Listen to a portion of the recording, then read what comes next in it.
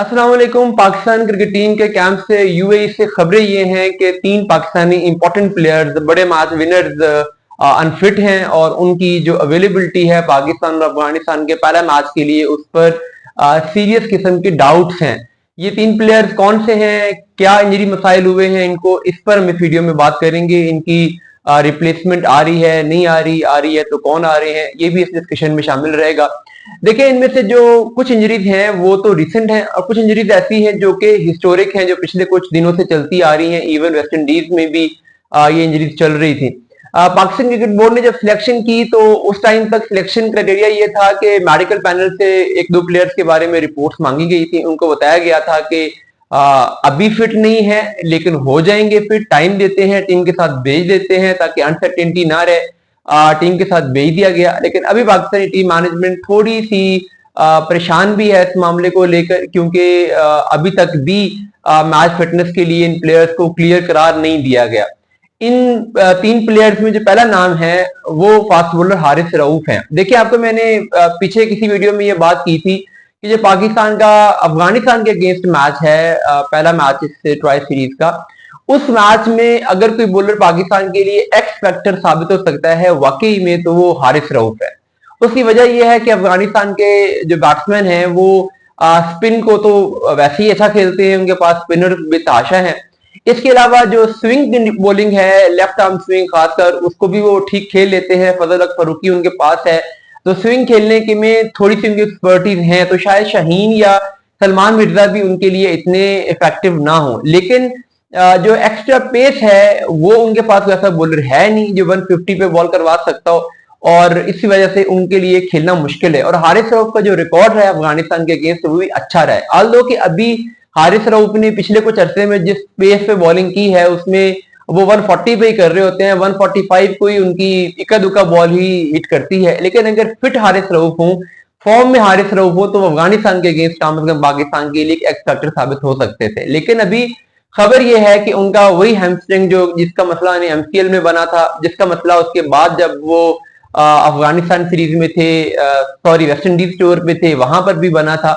वही मसला अब दोबारा से उन्हें चल रहा है और हर दफा उन्होंने प्रॉपर रिहैब नहीं किया। कुछ दिन का रिहैब किया, फिर क्रिकेट में वापस आ गए। यही वजह है कि जब वापस आए भी तो उस तरीके से हमें लगा कि वो जोर नहीं लगा रहे, उस तरीके से पेस से बॉलिंग नहीं कर रहे। तो अभी फिर उनका वो जो हैमस्ट्रिंग है वो तंग कर रहा है और उस पर अभी उनका रिहैब जारी है। अब देखते हैं कि वो पहला मैच जो पाकिस्तान और अफगानिस्तान का ट्राई नेशन सीरीज का होगा उसके लिए फिट हो पाते हैं या नहीं हो पाते। लेकिन मुश्किल लगता है कि वो शुरू के एक दो मैचेस तो कम से कम खेल सकें। उसके बाद जो दूसरे प्लेयर इस लिस्ट में है ओबियसली वो फखर जमान है। आप जानते हैं कि उन्हें वहां पर फील्डिंग में मसाइल हुए और चैंपियंस ट्रॉफी में भी मसाइल हुए। तो ये उनका भी चल रहा है कि जब भी वो डाइव करते हैं तो डाइव करने के बाद उन्हें कोई ना कोई इंजरी इशू हो रहा है। तो ये पिछली जो उनकी 3 इंजरीज हैं वो तीनों डाइव करते हुए हुई हैं। तो ये कोई एक इत्तेफाक नहीं है, ओब्वियसली इसमें कोई मैकेनिज्म है, कोई उनकी बॉडी के कुछ बायोमैकेनिक्स का मसला है। एनी हो, उनको भी लिया तो गया है, लेकिन अभी बातें हो रही हैं कि उनकी रिप्लेसमेंट ले ली जाए। बाबर आजम का नाम भी आ रहा है कि अगर फखर जमान फिट नहीं हो पाते तो बाबर आजम को रिप्लेसमेंट ले लिया जाएगा। अभी तक ऐसा कोई डिसीजन हुआ नहीं है कि फखर की जगह बाबर को ले लिया जाए। अभी तक फखर जमान पाकिस्तान टीम के साथ हैं, अभी तक उनकी फिटनेस को इवैल्यूएट किया जा रहा है। होपफुली वो फिट हो जाए, होपफुली वो पाकिस्तान टीम के लिए खेल सके। लेकिन उनकी जो इंजरी है बहरहाल वो एक परेशान कुन चीज है। खास करके पाकिस्तान टीम को जो एक सीनियर एलिमेंट चाहिए है अपनी प्लेइंग 11 में, एक दो ऐसे प्लेयर जो कि जिनकी हिस्ट्री हो बड़े मैचेस में परफॉर्म करने की, इससे आपकी कैंप में कॉन्फिडेंस आता है। तो यही वजह है कि अब अगर फखर जमान की रिप्लेसमेंट की बात की जा रही है तो ये बात है कि यार फिर कोई नया प्लेयर ना लिया जाए, अगर रिप्लेसमेंट लेनी पड़े तो बाबर आजम को लिया जाए। और बाबर आजम को मैसेज भी पहुंचाया गया कि आप सीपीएल में ना जाएं, आपको हो सकता है कि हम ले लें। तो ये चीज भी है। बहरहाल देखते हैं क्या होता है।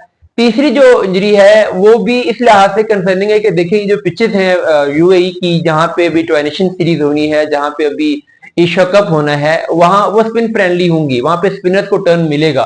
और एक ऐसा बॉलर जो कि थोड़ा सा सरप्राइजिंग एलिमेंट जनरेट कर सकता है अफगानिस्तान के लिए, इंडिया के लिए, क्योंकि वो उनसे खेला नहीं है, श्रीलंका के लिए, कुछ हद तक बांग्लादेश के लिए वो सुफियान मुकीम है, क्योंकि सुफियान मुकीम को नहीं खेला हुआ और फिर एक wrist spinner, left arm wrist spinner और इतनी हाइट का लेफ्ट आर्म रिस्ट स्पिनर दुनिया में बहुत रेयर होता है। पहली दफा जब ये टीमें खेलेंगी तो हो सकता है कि सुफियान मुकीम उनके लिए चैलेंज क्रिएट करें, लेकिन सुफियान मुकीम का जो लेफ्ट नी है उसमें उन्हें पेन है, उसमें उन्हें प्रॉब्लम हो रहा है। लास्ट ईयर भी उन्हें ये मसला हुआ था, उन्होंने सर्जरी करवाई थी और सर्जरी के बाद रिहैब करके वो वापस आए थे, लेकिन दोबारा से उनका जो लेफ्ट नी है वो मसला कर रहा है। और ये आपको मैंने पहले रिपोर्ट किया था कि वेस्ट इंडीज में भी जो आखिरी 2 ओडीआईज नहीं खिलाए गए थे उसके पीछे भी कहीं ना कहीं ये वजह थी कि वो 100% फिट नहीं थे। अदरवाइज पहले मैच के बाद उन्हें ड्रॉप इसलिए नहीं किया गया था कि परफॉर्मेंस बेस से ड्रॉप कर दिया गया। तो अब होपफुली सुफियान वकीम फिट हो जाए और पाकिस्तान के लिए एक स्पिन बॉलिंग में एक्स फैक्टर प्रोवाइड करें।